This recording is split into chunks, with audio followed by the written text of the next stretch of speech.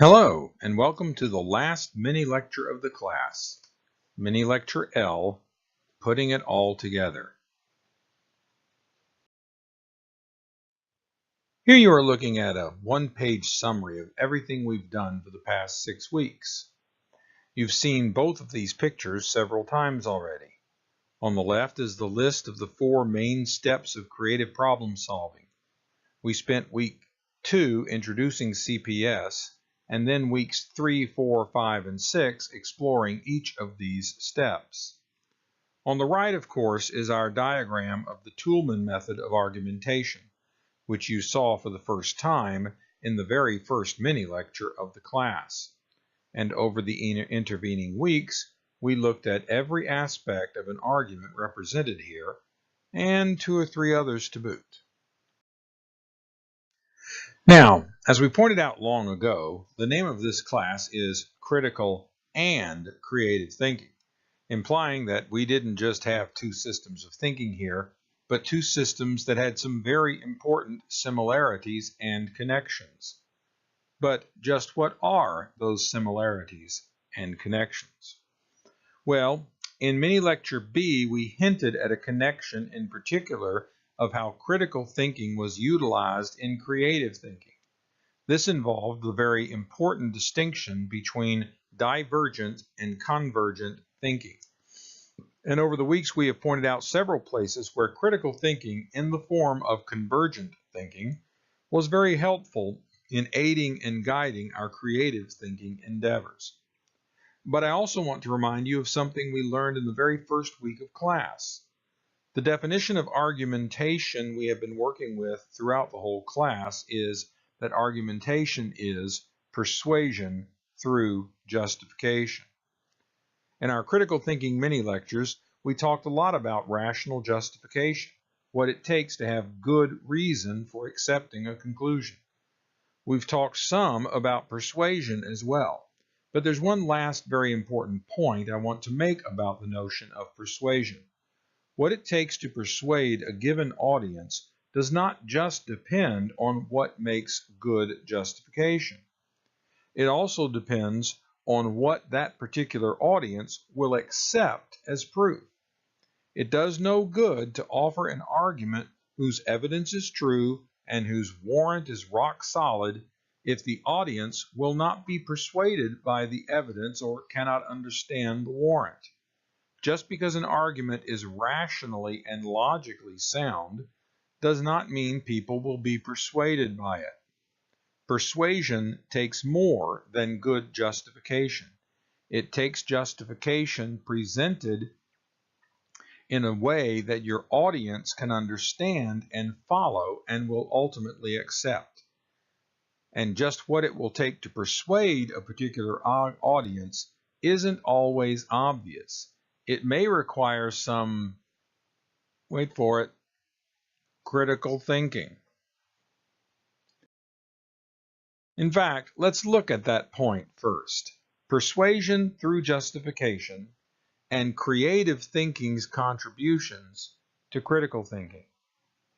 In week 1, we talked about the conclusion of an argument. In week 2, we talked about the different types of evidence that might be available to support a conclusion. In week 3, we connected the evidence to the conclusion by studying the concept of warrant and its role in good argumentation. In weeks 4 and 5, we looked at how to build an argument and what makes arguments go bad. Finally, last week, we talked about opposing arguments and the principle of charity. Though we didn't emphasize it a lot, each of these subjects involves very important ways that creative thinking is necessary to assist critical thinking and to contribute to its success.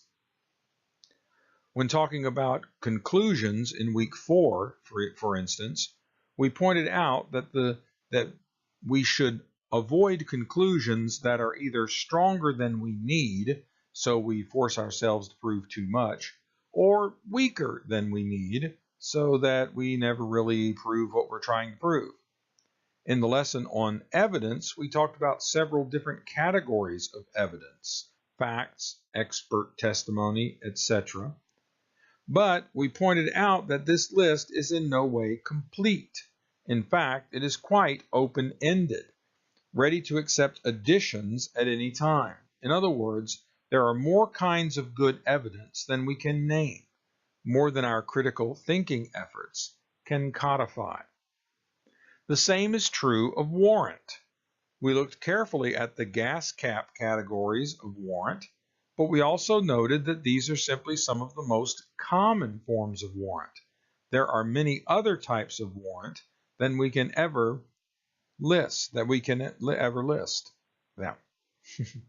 So, both our considerations of evidence and warrant require us to be able to think outside the boxes of lists and structures, to be ready to recognize and utilize good evidence and strong warrant that we've not encountered before.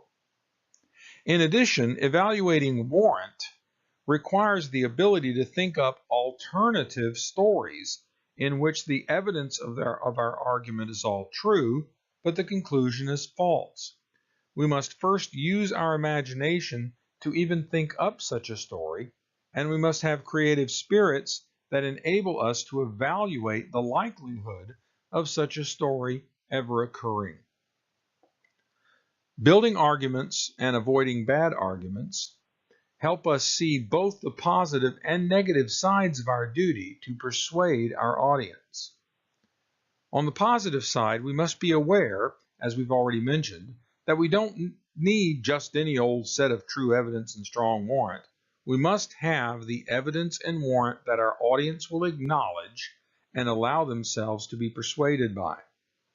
On the negative side, we recognize that it is all too common for people to be persuaded by bad arguments simply because there are many different ways to make a bad argument look like a good argument.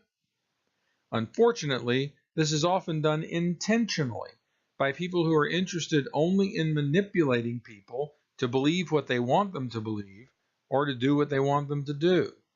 This is very common in marketing and advertising, but it's also present in simple person-to-person communications. As moral beings, it is our duty to ensure that any argument we try to use to persuade people is an argument that, to the best of our knowledge, presents only true evidence and uses only a reliable, truth-conducive warrant pattern. Finally, utilizing the principle of charity requires us to be able to step outside of our own beliefs and preferences and into the minds of those who disagree with us, trying to think like them, hold the values they do, and see the persuasiveness of the argument they do. This is a big-time task in creative thinking, trying fairly and with understanding to look through the eyes of another and see things from their perspective. Justification is a critical thinking standpoint, but all of these items in the right-hand column have their origins and derive their strength from creative thinking. Persuasion is creative thinking that is necessary for the success of the critical thinking project of argumentation. Argumentation is, after all, persuasion through justification.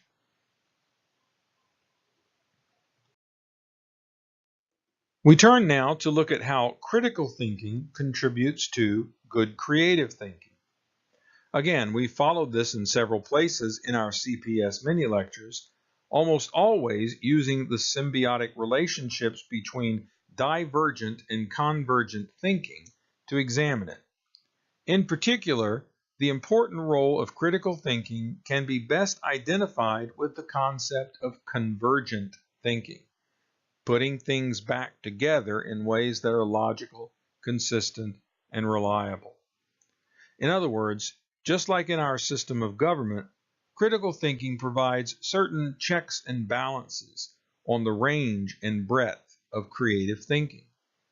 It offers a check and balance of realism, making sure that our creativity doesn't get out of hand and start moving in directions that are totally beyond what we can ever expect, and therefore useless in our efforts to do thinking that benefits ourselves and others.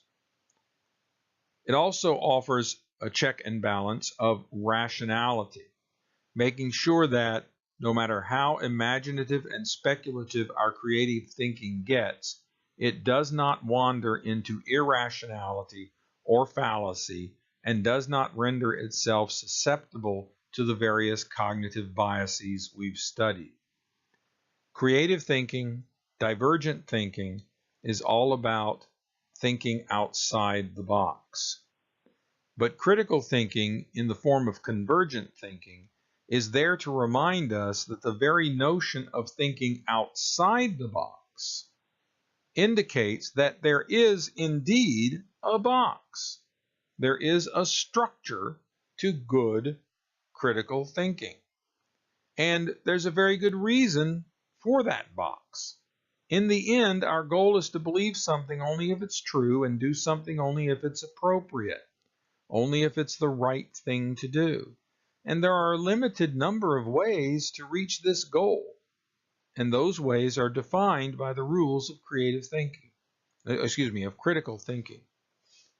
Creative thinking may open us up to new hypotheses we've never considered, new evidence that we were somehow missing, new warrant that bears up under the scrutiny of truth conduciveness. But once these jewels are uncovered through brainstorming and creativity outside the box, they must be brought back into the box for the careful scrutiny that will help them to yield the advantages they have for us.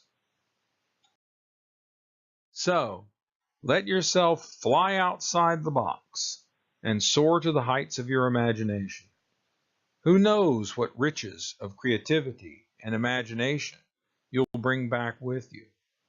But when you do get back, the box will be waiting to assist you in examining and exploring your creative ideas so we can turn them into new, reliable, and useful knowledge. This is, after all, critical and creative thinking.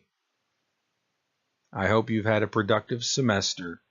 I wish you the best of luck in your continued schooling. Thank you very much.